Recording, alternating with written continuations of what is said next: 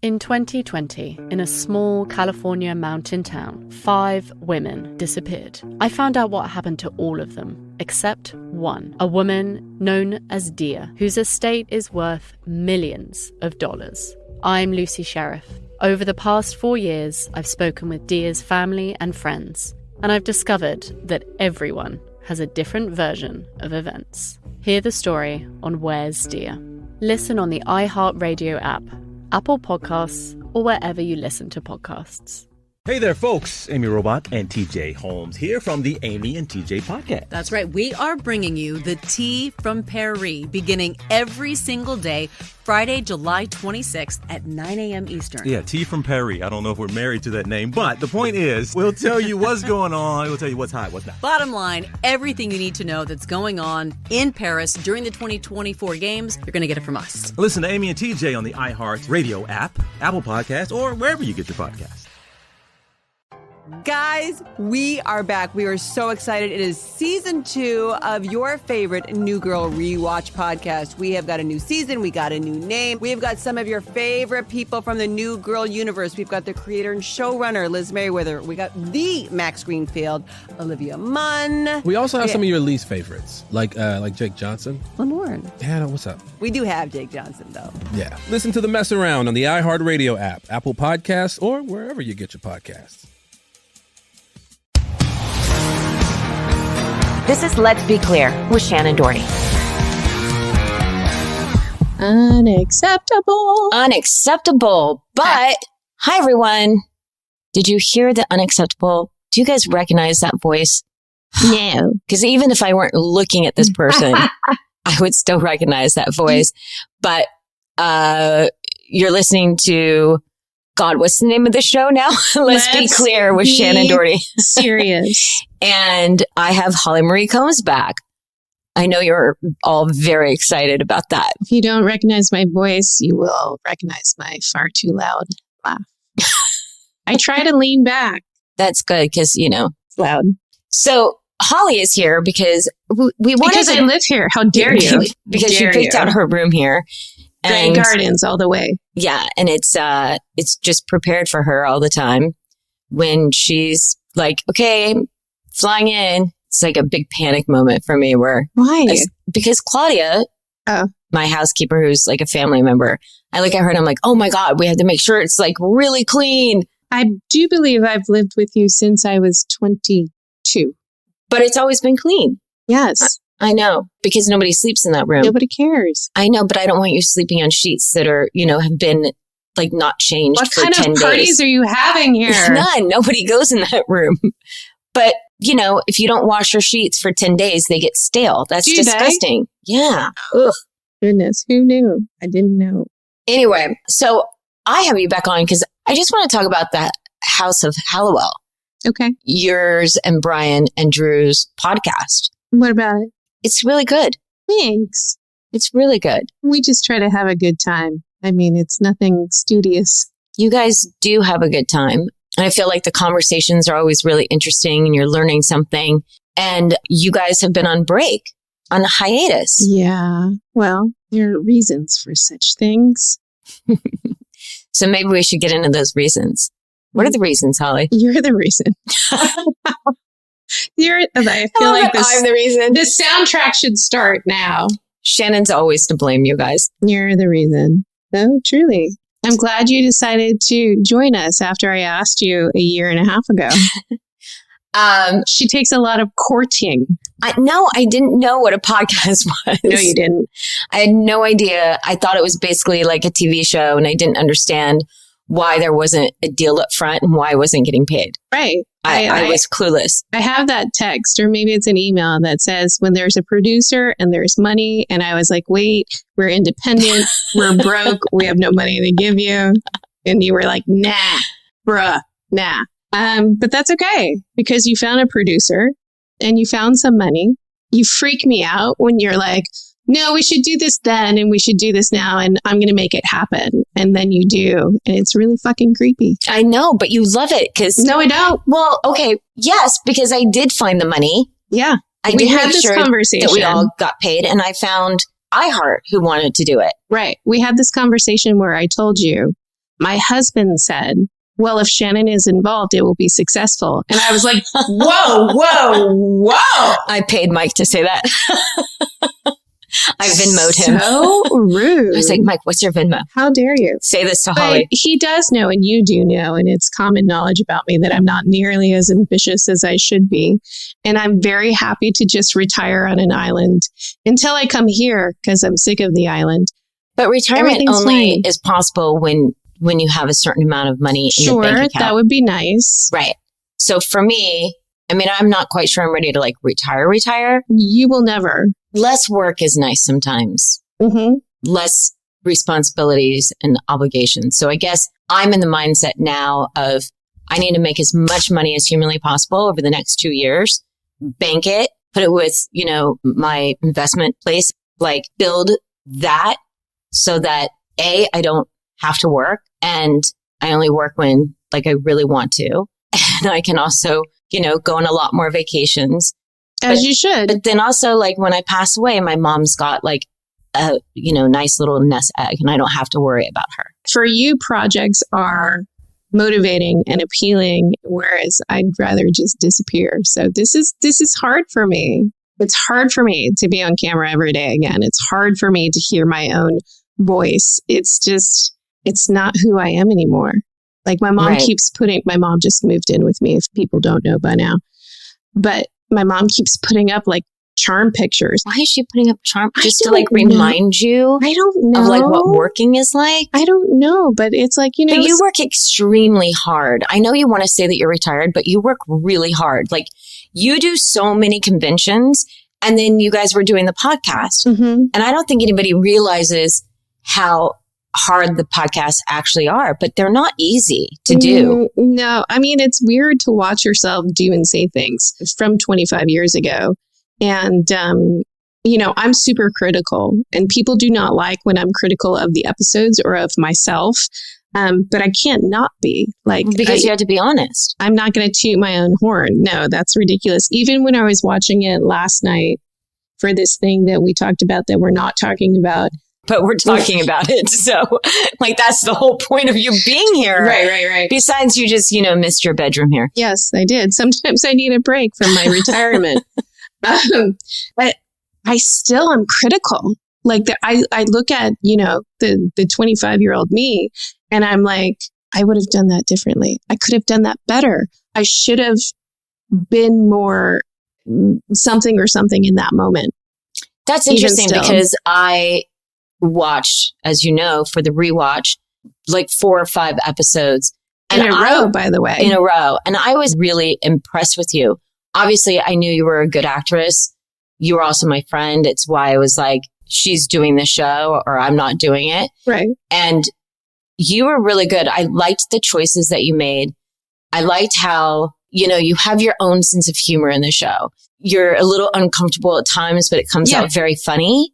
Well, and I think Piper's very sensitive. Yeah. And Piper was not, I hate to talk about my characters like they're not me, but she was very uncomfortable in her skin. She was very uncomfortable being the middle child. She was put in the middle, and to be the peacemaker. And so that physicality, finding her physicality, her walk and her movements helped me find her voice, basically. Right. And there's still some things I would change, but for the most part, I'm 95% okay with it. I mean, I think that happens to all of us, right? Yeah, because it should. The older you get and the more you evolve and the more you grow, you look at past performances and say to yourself, wow, I was really immature back then. I would have brought a lot more depth. I would have, brought this, brought that. I look at 90210 very much like that, where I go, oh my God, I sucked as Brenda. There were so many false moments from me. Right. It's insane where you can just see me acting or you see like it doesn't ring true or honest. You can see it. That doesn't mean everybody else sees it. Right. And it doesn't mean that people should be mad at us because we see it. It's just, I think as an actor, you have to see those fake moments that you do because otherwise you're not growing. Well, I'll tell you this much. So when I did Picket Fences, where I was super duper green, really could not be more inexperienced with more experienced movie actors. Yeah. So I was like literally thrown into the pit and just like I marveled at these people who were so good at what they did. And I was fifth on the call sheet, so I didn't work every day, but I would hang out every day to watch them and to glean anything I could from them. And honestly, my most important lessons were how you treat your crew and how you get through your day. And if it's a 12 or 14-hour day or whatever, they were really good at it. And it was very much like a family atmosphere. But I look back on some of those moments and just cringe. Right. Super cringe, where I just go, oh my God, that I can feel how uncomfortable I was at the time. Hopefully not everybody else does, but it was Tom Skerritt who said to me, if you're satisfied with what you're doing, you should stop. And I was like, okay. And he said, you're blossoming, which is a terrible word. Don't ever say that to people. But he said, I was blossoming as an actor and I should be really proud of myself. And he goes, but like I said, if you're ever satisfied with yourself, you should stop what you're doing. And I don't think I really felt solid in my shoes on that set until Ray Walston, who is Ray Walston, said to me, that was a very fine performance, young lady.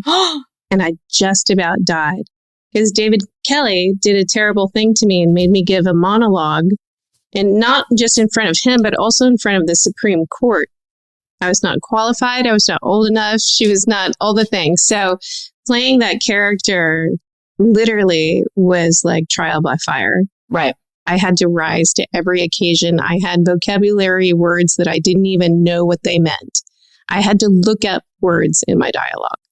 Have you found, though, that like the older you got, the more of a risk taker you became with your performance? Because that's 100% true for me.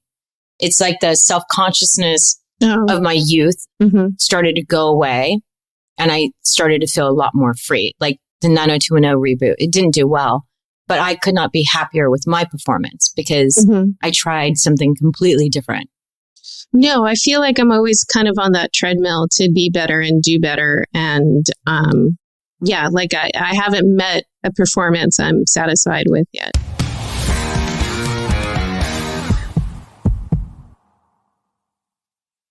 In the summer of 2020, in the small mountain town of Idlewild, California, 5 women disappeared in the span of just a few months.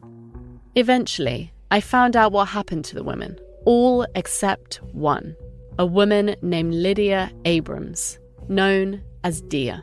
Her friends and family ran through endless theories. Was she hurt hiking? Did she run away? Had she been kidnapped? I'm Lucy Sheriff. I've been reporting this story for 4 years, and I've uncovered a tangled web of manipulation, estranged families, and greed. Everyone, it seems, has a different version of events. Hear the story on Where's Dia, my new podcast from Pushkin Industries and iHeart Podcasts. Listen on the iHeart Radio app, Apple Podcasts, or wherever you listen to podcasts. Hey there, folks. Amy Robach and TJ Holmes here from the Amy and TJ podcast. That's right. We are bringing you the tea from Paris beginning every single day, Friday, July 26th at 9 a.m. Eastern. Yeah, tea from Paris. I don't know if we're married to that name, but the point is, we'll tell you what's going on. We'll tell you what's hot, what's not. Bottom line, everything you need to know that's going on in Paris during the 2024 games, you're going to get it from us. Listen to Amy and TJ on the iHeart Radio app, Apple Podcasts, or wherever you get your podcasts. Babe, Yeah, babe. do you think they can hear us? Yeah, those are mics.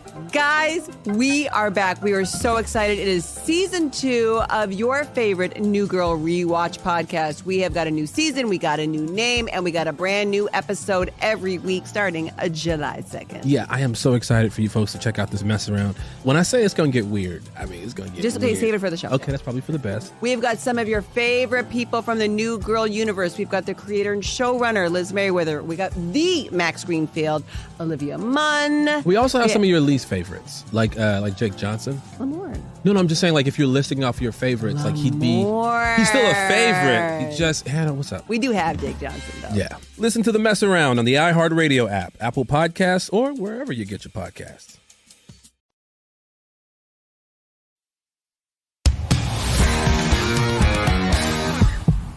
Anyway, this is an episode about the fact that House of Halliwell is coming back. It is. It is coming back to iHeart. Mm-hmm.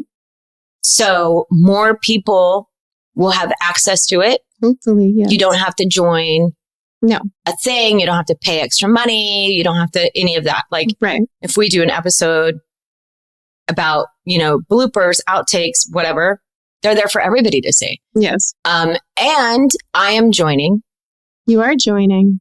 to be clear, and we're starting from Episode season 1, episode 1. Well, people rewatch it a lot, so we're going to rewatch the rewatch reboot. Take 2. Hashtag take 2. Yeah. I'm excited for it. I'm nervous because now I have to be twice the interesting that I don't feel that I am. So it'll be fine. Stop being so self-deprecating. It just is a habit. It'll be fine. It'll be good. It'll be great. It is great. Listen, the 4 of us have a lot of chemistry. Yes, Brian Krause is back. Yes, Drew Fuller is back. Mm-hmm. It's the exact same show. You guys just added me. Perhaps I added myself. I don't know. I think you did. But you waited till the right moment. You let us prove ourselves. Put it that way. No, I just wanted to make sure that we all got paid. And that too. I was like, nobody should do anything for free in life because it's time consuming. It is. And it's, like I said, it's opening Pandora's box. I know for me, there's a ton of emotions there. I know there will be for you that you don't even know about yet. But what's funny is it's been long enough that you can watch it now with fresh eyes. Yeah. And like you were texting me about who should actually be Piper's boyfriend and who had chemistry and who didn't. Yeah. But what's funny is you were texting it to me in live time when I was like, this is for the podcast, please. Silence. Silence. But it was true. Like I watched that episode and I was like, oh, the chemistry between you and this person was so amazing. Like it jumped off the screen. Yeah. It was that like powerful. Mm-hmm. I'm like, oh my God, why didn't they stay together? They're amazing. As opposed to, like Beth's husband. Right. Super complicated. Yeah. But people love it. So you can't, you can't talk poorly of Piper and Leo. By the way, I think Lord you guys have were mercy. good. He wasn't like, he was there in that episode, maybe? I don't remember. All I see is John Cho. So friggin' good. Poor BK. Shh. But Piper and Leo like, forever. you guys did great together. You guys also had chemistry, hence why he was there the entire time. It just really hit me rewatching episodes. And guys, so what we have to do, what Holly, Drew, and Brian have been doing for well over a year, 2 years, is you have to like rewatch. And for people like Holly and I who do not like watching ourselves at all, it's a very weird job to have. It is. And it's a lot of emotions. But like I said to you, I do see why people got absorbed into this fantasy life and how important it is because, when I do the rewatch, I yell at my kids not to text me. Like, please stop texting me. I'm doing something important here. Right. So it's still important to me. It's important to a lot of people. And I think you and I will both say that it's incredible that it still is meaningful to people. Yes, it is incredible. I also, because I watched it, and essentially it's the first time I've ever watched Charmed. Right. Like I never watched an episode except the ones I directed. Not put together in the edit room. I was really impressed and I felt like the connection between the sisters and I felt that like family unit and people who, they didn't have anybody anymore. Like Graham's died, mom was dead, the father was, iffy at times. Absent, yeah. And so they had each other. That was their nucleus. And I really felt that in rewatching it and was like, of course people connected to this because you're connecting to that feeling of family. And if you are struggling with your own family, with your own identity or anything else, you can compare yourself to those characters who also struggled with their own identity and struggled with who they were, but always had one another. And that's important. So I get it. I get 100% why people connected with the show so much. Yeah. And it's, from doing the conventions, 24 this year, to hear people say, I had a really abusive family life and this was my 1 hour of peace. And to hear people say, I watched this with my mom and she just passed away. Can you sign this picture to her and me? I can't even comprehend it. And I don't think I ever will. It was terribly important to me, as you know. You're probably the only one that knows how important it was to me. As important as it was to me. Like we really went in there, the two of us, going, this is an important show. We want to make the absolute best. We were very serious about it. It's particularly that first season, establishing ourselves. We were, you and I would constantly go in like either your trailer or my trailer and have conversations and go through the scenes and be like, okay, this feels odd or this feels odd. Maybe, we need to change this to this. It might as well have been like another David Kelly show on HBO. Yeah. We looked at it. Yeah. Super serious. In such a serious manner, which I think was amazing because it's why the show, shifted and why it stayed. And all I can really speak about is the first 3 seasons because that's the only ones that I was a part of. But for the most part, it stayed very entrenched in reality, even though we were dealing with all of these like demons and warlocks and blah, blah, blah. It still felt real. Yeah. And the family aspect of it for me was a big deal because that I don't have a big family and that we became like family even before the show. So family is obviously what you make it. And clearly I'm sitting here today. Oh, don't shut up. It's the same for other people too. Hey, thank you very much and good night. No, I know it's the same. I get a lot of that as well, as you know. I get a lot of people, a lot of gay men who are like, I was really struggling with who I was and my identity and connecting with the sisters and how they struggled, but then they embraced it. They, weren't scared anymore of being witches. And it made me feel comfortable enough to like come out and talk to my parents about it. That is a huge honor to be a part of somebody's life in that capacity and to have helped them in any way, shape, or form. Yeah, it's really, it's a very happy, fortunate circumstance that we weren't able to have many openly gay characters on the show because the network would just not allow it at the time.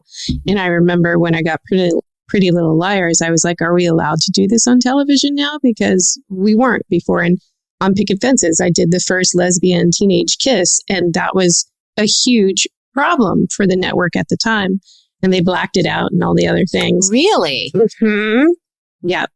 And so having this very fortunate circumstance where people did feel like it related to them in a way where we couldn't be ourselves outwardly. It was relatable in being in the closet and how difficult that was. And it really did help many, many people in a way that I think if we were to reboot it, we would address those things in ways that we weren't allowed to before. Agreed. Yeah. There's a lot there. Even though there are things that we weren't allowed to do, it was just, the time. I mean, your best friend is a gay man. My best friend is a gay man. Right. In real life, you guys. Right. Like in real life, my best friend, who I also call my husband at this point, he calls me his wife. Right. But it's weird that we weren't able to address it, except in that day and age during Charmed, you wasn't allowed. Yeah, you weren't allowed. I mean, we never had one gay character on. No. Oh, that's pretty crazy to think about. But they were able to connect with us and how the sisters band together and, didn't immediately take to being witches and then eventually did. That's a really beautiful, beautiful thing. Yeah. And I mean, when kids say, I woke up with you or I raced home to see the show. And thank goodness for TNT because that's where most people saw it. There was one woman at the last convention I was at in Boston that said, I actually got a speeding ticket because of you guys, because I was racing home to see the episode. Yeah. Bless her. It's pretty amazing. Oh, I said, I hope it was worth it. he should have been a Charmed fan and been like, okay, I get it.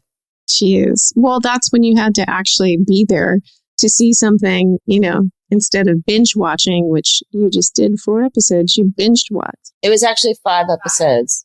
Yeah, because Piper's soulmate is 4. I mean, episode 5, the only note I have is, why is Piper doubting Prue after all she has seen? Like, what's funny is that when I watch them, I'm always like, why are they doing this to Prue? Like, I get so defensive of my character that, like, almost all my notes are about Prue. It's like, that's hysterical. I'm probably gonna watch more episodes now. No, we're gonna do it together. You're gonna go through all my terrible notes with me. My terrible commentary. I mean, I actually think I should like watch them again, because being the first time I've ever watched Charmed. You're watching for Prue. I'm watching for Prue, and now I need to like go in and watch for the entire thing and all the different nuances that happen with the show. And hear my commentary, and hear your commentary, which is funny because we'll probably argue about it, and then one of us will look at the other and be like, we got to save it for the podcast. Right. We can do watch parties though. Those are fun too. Live action. Really? How do you do a watch party? You literally play it and we just get to talk over ourselves. Wow. And people like it. And they send in comments so you can answer them too. Oh, like as you're... Yeah. Oh, that's awesome. It is. Like my favorite thing on doing this podcast is doing like the Q&A. Right. Exactly. I just love responding to, and I so love you their have questions. to learn like how to do that during an episode though. It's totally fine. It's totally fine.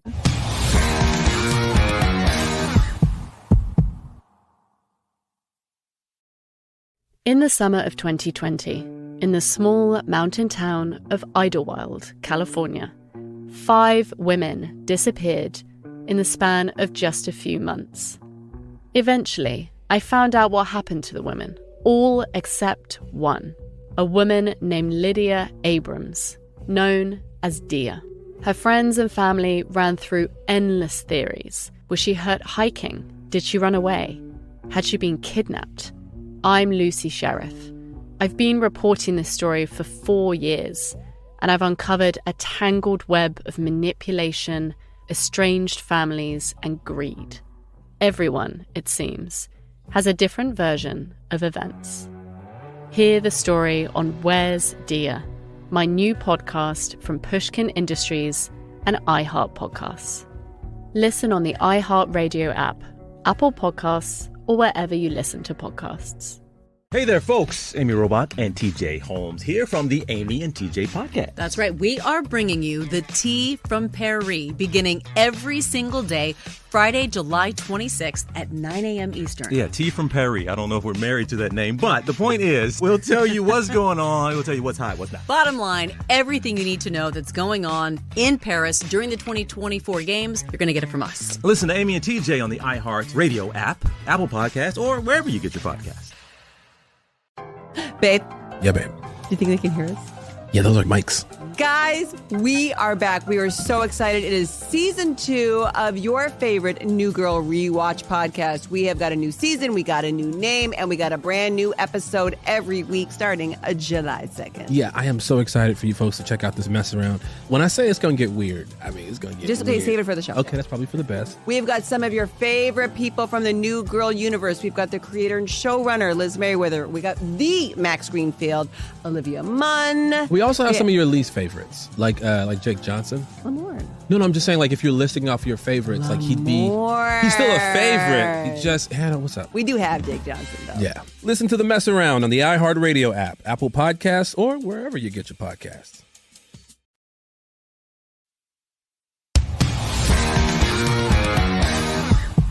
I mean, listen, I think to be really upfront and honest, I'm, nervous about it because you guys are, very established and you 3 have a really good sort of rapport with each other on the podcast. And so I worry about coming on right now of people's reaction, like, are they going to say, wow, it was so much better without Shannon?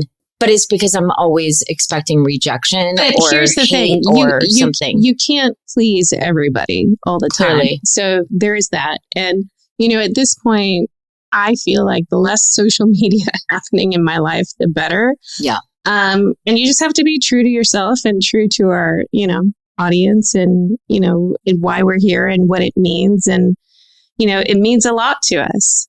And that's the thing is, I don't think people ever realized what a heart project it was for us. So there's that. And I think your memories and your interpretation of things, is much more artistic than mine also. Like I'm just the one there bleeding emotions, but you were very much invested in what the show looked like. Yeah. And the lighting, and obviously then you directed. So it's a different perspective. I than wanted mine. it to have a very specific look. And, the presentation was a lot more representative. It was dark. Yeah, it was dark. And the show overall was darker. It was a much more serious, much more dramatic, like grounded show. And I loved that because, coming from drama, you coming from drama. So yes, there were certain episodes that were like too bright or too this or too that. The camera didn't move properly. Somebody didn't want to use Steadicam. And that would always upset me because I was like, no, we can do better. We can push. Let's push. Like, stop putting the camera on sticks and have it being static. Like, move in, like, do something. Like, you guys have Zooms, you have this, you have that. Like, let's get going. Let's make it different and original and look really good while you were crying. Yeah. But I was also really uncomfortable with being funny. I didn't think I was funny. You were very funny. I still don't think I'm funny. And I think you kind of came from the same sort of background where, we're super comfortable doing the heavy dramatic stuff, but being funny, being light and making fun of yourself was almost difficult. And I think partially because we knew each other before, it was easier to be light and to be like, feel like you're like in a safe space. So if you make fun of yourself or you do something goofy, that it didn't feel so much like acting. It was like just being like normal girls, which I think is a very big appeal to the show, is that these are like girls hanging out together. Yeah. And this is what girls do. And I don't think if it wasn't me, that we would have been able to do that. I agree. I think that we, were able to bring that out in each other because we'd been through so much prior that we had, we obviously had that connection. We were besties. We were all of that. So we were able to kind of, wink, wink, nudge, nudge each other. I also think because Alyssa came from comedy. So she was instantly the more like lighter one that looks for those like joke moments and to make something light, that she allowed us to be lighter as well. I mean, I always still dug into like the drama. You did. I friggin' loved it so much. I was like, anytime there was a script where Prue was crying and I was like, yay, win, score. I don't know who wants to go to set and like cry for 14 hours, but I did. Right. I loved it. But what's funny is like rewatching now, you were actually very funny, and how your character starts and your, the tilt of your head, the eyebrow twitch that you have, like all of it is so Piper. Yeah. It's just so like, it's endearing. You're very endearing on the show. Yeah. Not in real life, but no, in real life, you're horrible. Pain in the ass. Pain in the ass. True story. So my hope is that hopes and dreams. People are happy that I joined. I'm sure they will be. Are happy that it moved to iHeart. I know you told me not to tell people, but I have told a few people and they were really happy with the news. Really? Yeah. You chose the non-hater stuff. And I know that I'm thrilled to be a part of it. I know that, watching it for the first time has been really interesting for me. And I don't know, it's cool. Like we're getting to work together again in a different capacity. Yeah. You're still going to direct me though. Yes. I mean, That's I'm for forever sure. a director. And you forever think I can do better, which sometimes I cannot. No, whenever I was directing and I said you could do better, you always did better. Every single time. Every time. You always did better. You dug deeper and figured out, I don't know if it was me pushing you or humiliating you sometimes, and you're the only one that I would have done that with. I would never have directed anybody else like that, but because we knew each other for so long, I felt like I just knew what you were capable of. Well, you have seen the depths of my despair. Yes. Very much so. Yes. When it comes to abusive husbands, when it comes to very, very gritty, awful life stuff, you have seen that. So. And I wanted you to dig there, to go to the place that nobody wants to go to at all. It's like buried inside with a little lock, but I wanted you to unlock it and dig for it so that it could also be used in your performance. And whenever you did that, it was a performance that I was blown away by. Mm-hmm. All right. That's all, folks. That's all, folks. So thanks for joining Let's Be Clear with Shannon Doherty and Holly Marie Combs. Looking forward, I am, to seeing your guys' reaction to the House of Halliwell. Holly, thanks for being here with me. Sure. You can now eat pizza. We're going to eat pizza now.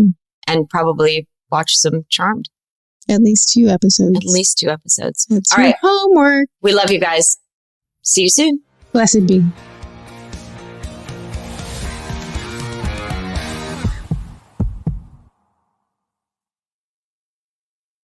In 2020, in a small California mountain town, 5 women disappeared. I found out what happened to all of them, except one, a woman known as Dia, whose estate is worth millions of dollars. I'm Lucy Sheriff. Over the past 4 years, I've spoken with Dia's family and friends, and I've discovered that everyone has a different version of events. Hear the story on Where's Dia? Listen on the iHeartRadio app, Apple Podcasts, or wherever you listen to podcasts. Hey there, folks. Amy Robot and TJ Holmes here from the Amy and TJ podcast. That's right. We are bringing you the tea from Paris, beginning every single day, Friday, July 26th at 9 a.m. Eastern. Yeah, tea from Paris. I don't know if we're married to that name, but the point is, we'll tell you what's going on. We'll tell you what's hot, what's not. Bottom line, everything you need to know that's going on in Paris during the 2024 games, you're going to get it from us. Listen to Amy and TJ on the iHeart Radio app, Apple Podcasts, or wherever you get your podcasts.